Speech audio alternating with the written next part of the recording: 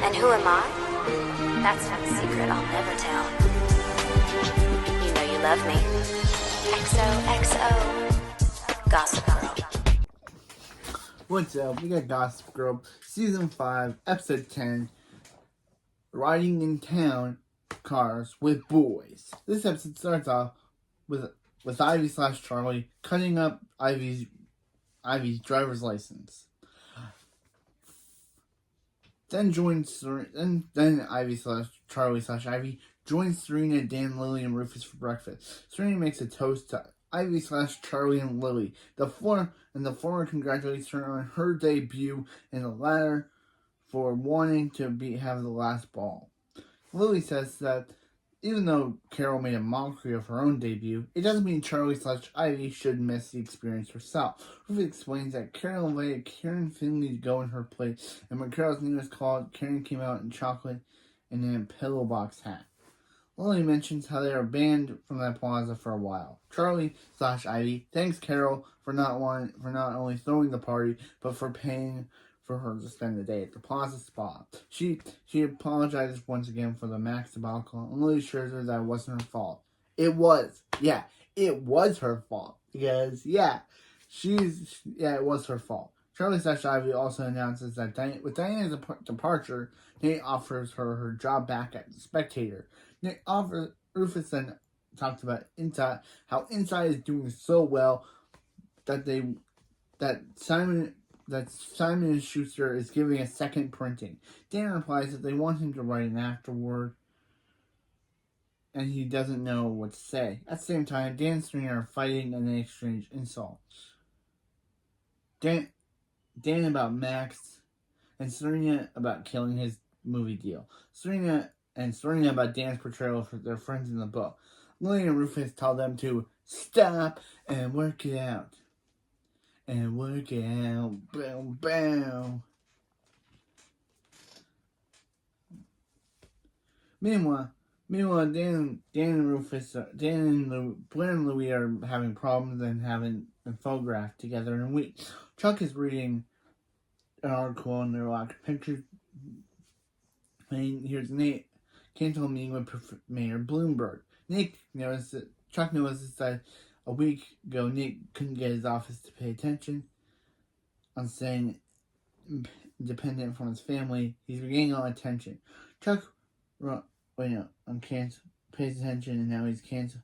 Couldn't get his office to pay attention, and now he's canceling on them.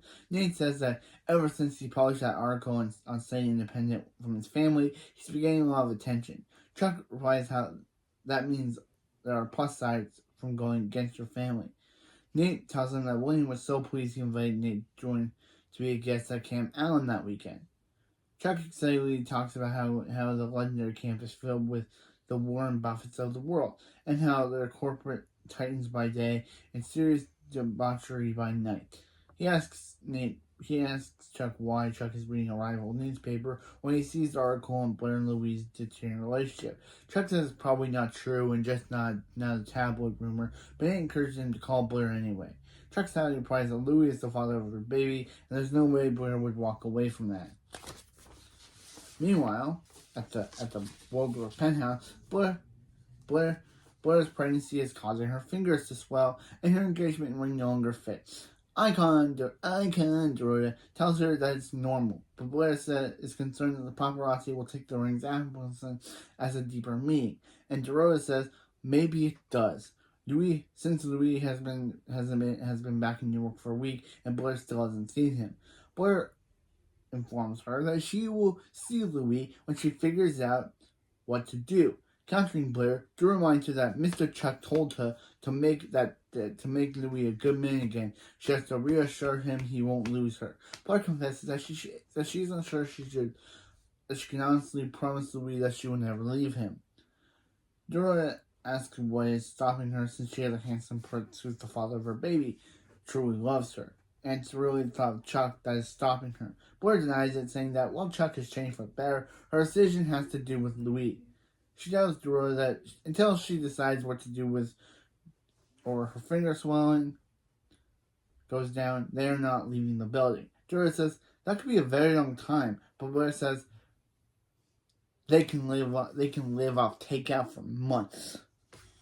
Dora and Dan and Serena talk and they apologize, and Dan admits that he's still unsure what to write. But Serena says that it must be exciting being able to write about a book, how that book changed them and everyone else in their world, since he realized that they don't want to be where they don't want to be.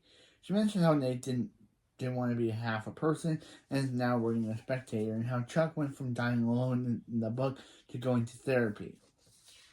She also confesses how she thought working with Jane would change her ending, but she's still making terrible romantic decisions and wishes that she had a way to see a different reality where she makes different choices. Dan reminds her that if nothing else, there's always Gossip Girl, who has chronicled her entire life since she was in school. She considers it before Rufus interrupts and goes to take Charlie/Ivy her coat. Dan tells Rufus how Serena pointed out how his book changed everyone except for him. Rufus says it's never too late to change and suggests to deal with his feelings for Blair as the first step and a way to move on. As spectator, Tripp comes to see Nate. He asks if they're still on for racquetball that weekend, but Nate tells him how William's taking him to Camp the Camp Allen retreat and can't make it. Tripp says that's the reason he asked Nate the reason he asked William asked Nate is because he turned down William because he coerced Maureen to lie to Tripp. He warns Nate to be careful and leave. Dora presents Blair with a DVD of parental yoga and says they can do the shape. The two can get in the shape for labor. Blair says no, and instead greets the delivery man. When she signs, the delivery man he takes their camera and begins taking pictures. Dora kicks him out of the apartment, and Blair declares that she isn't safe, not even in her own home. She tries to tell Dora that they must escape somewhere else. The paparazzi wouldn't think of to look for her. At the same time, Blair calls Dan, and she decides to stay with him in Brooklyn. At the loft, Dan asks Blair if everything's okay. She replies that everything is horrible because she needs to tell Louise he will never lose her, but something is stopping her. Dan says it must be her feelings for Chuck, but Blair again denies it. However, she eventually admits that he's right. But now Chuck has become the man she always wanted him to be, and she knows how to make Louis a good man again, so she's trapped. How to choose.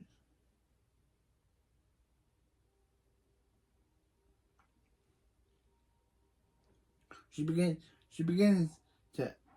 Dan for his help, and Dan makes pros and cons list. She says no at first, but then decides to try.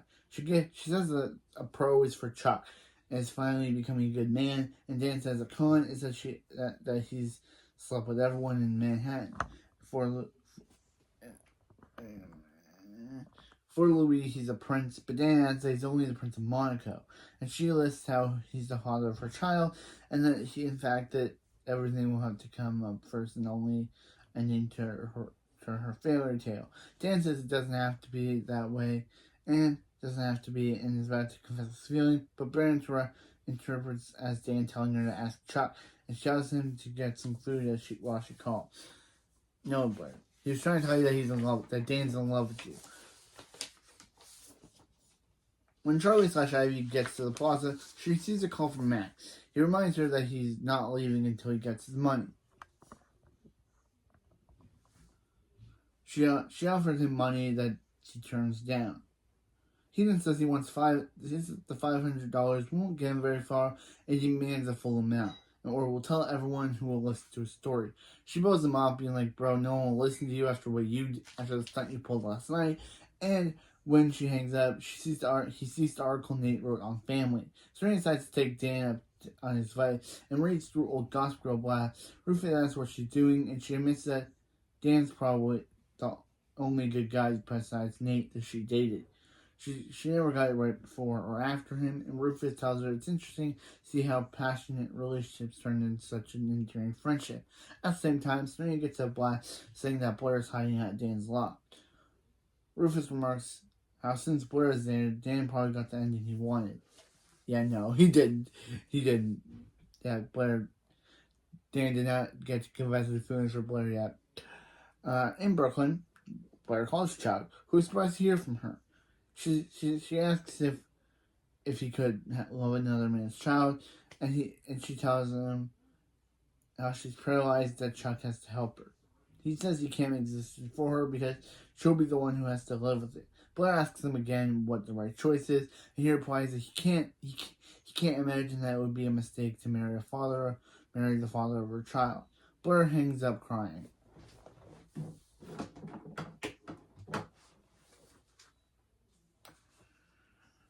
Chuck confronts William at the Spectator and asks if the fake affair story was his idea, or Maureen. William admits that it's his idea because he wanted to help Tripp and was planning on telling Nate. William also confesses to Nate that Diane hired him because he asked her to. Angry, Nate says that the only reason he agreed to work for her was because he didn't want his family's help and wanted to prove himself. William replies that he did, and Nate figures that he would enjoy journalism and wanted to control the press and Tripp. Nate admits that the family article he wrote that showed Nate not Tripp, showed Nate not Tripp is the one who he wants to take lead of the Vanderbilt family in the direction of continual leadership. When William arrives, he mentions how Tripp is afraid of losing the upcoming election and is becoming desperate, and probably told Nate about Maureen because he was jealous about Nate going to Camp Allen. Nate realizes Tripp lied to him and asks William if he ever asked Tripp to go to Camp Allen. He says no, and outside Nate's office, Max is waiting to see him. Nate, of course, refuses to hear him out because basically he's trying to expose Charlie, and also he's basically trying to expose Charlie. So Nate doesn't want to hear it. Because he doesn't feel like Max has the right to try to threaten and expose his friend's cousin. But it's not his friend's cousin, but still. Anyway, so Max leaves after Nate basically pulling him off, and on his way back to the loft, Dan gets a call from Serena. She tells him that even though Blair and Louis are having problems, they're still engaged, and Blair has resolved feelings for Chuck. She warns him not to tell Blair how he feels, claiming that she has Blair's best interests at heart, revealing how he feels won't change the ending and only mess with her. Blair implies that it isn't Serena's choice or ending and tells her to stay out of it. You go, Dan. Yeah, you go, Dan. Yeah. Dan's right here. Serena can't control this situation. It's Dan's feelings. Serena can't just say that it'll mess up Blair's life. You don't know if it'll mess up Blair's feelings. At that moment, Serena sees Louis enter.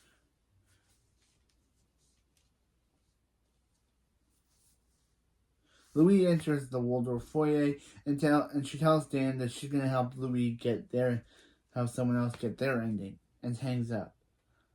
Meaning that she's probably going to help Blair and Louis get back together to what? Mess with Dan? Mess with Chuck? Who knows? We all know with Serena. She's a terrible person sometimes. Charlie Touch Ivy goes to see Nate at his office to say hi. He says that Max came by, and he says how he turned him down. She says she needs to be careful. He admits to being conflicted over his success, and she reassures him that even though William brought him here, he did all the work to proceed. At the Empire, Louis is using Chuck's suite to help set up the party. She tells him that as Blair's wedding approaches, she's worried for him and his feelings. Chuck insists that he's fine, and Louis reminds him that she's cared about him and always will be there for him. Chuck thanks her and says that he has no idea what she would take on.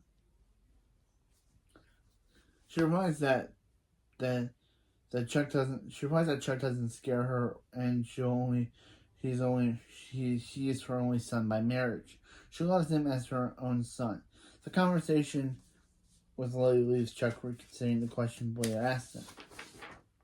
Louis tells Serena that he's going crazy not hearing from Blair, and Serena offers to help. Louis is confused on why Serena would want to help him, but Serena insists that he's the only one who can make all Blair's dreams come true, and she makes Louis promise not to scheme anymore before telling him what Blair is. At the law, Blair vaguely recaps her conversation with Chuck, and that Louis is the answer. Dan congratulates and hugs her and asks her what she really wants. She answers she wants to be happy, but doesn't know how to be anymore. Dan replies that he knows what will make her happy.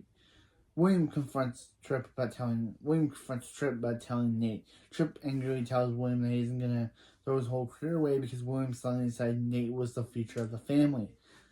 William begs Tripp begs William not to reconsider, saying he could save his career. William stands firm on his decision and informs him that Nate's coming with him and he's getting on board with the future. When William leaves, Max overhears the conversation and tells Tripp that they can help each other out because they're both sick of being pushed around by people. Ooh, Max and Tripp. Louis tries to get into the loft when Chuck shows up. He's able to retrieve Dan's spare key since Dan once told him where it was. They walk into an empty apartment. Meanwhile, Dan has brought Blair to the secret room at Charlie/Ivy's party, and he assures her that the paparazzi have no idea where she is and tells her to trust him. Outside the party, Max runs into Nate. He demands to know why Max is here, and Max again tries to threaten to reveal Ivy's story to a reporter. Nate replies that he'll make sure that no one ever lets him in, and goes inside. At the same time, Charlie/Ivy is having a lot of fun at her party until Nate tells her that Max is trying to sell his story about her. She says he's got nothing. She says she doesn't believe it and says that he's got nothing. But Nate tells her that this is a story that can take on a life of its own. Serena walks up looking for Blair or Dan. She and Charlie and Nate see Dan leave Chuck into a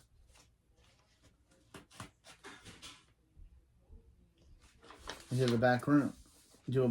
Serena asks what he's doing, and Nate says it looks like Dan's helping Blair and Chuck finally be together. Nate mentions to Charlie/Ivy that he hopes the paparazzi don't find out Blair is here, or they could ruin the party by trying to get a photo. Charlie/Ivy asks, "Can they do that?" And Nate says, "Could they really ruin the party?" And Nate says yes, before going to warn security about Max. After he leaves, Charlie/Ivy sends a tip to Gossip Girl about Blair being there. Inside, Chuck tells Blair that he had it all wrong.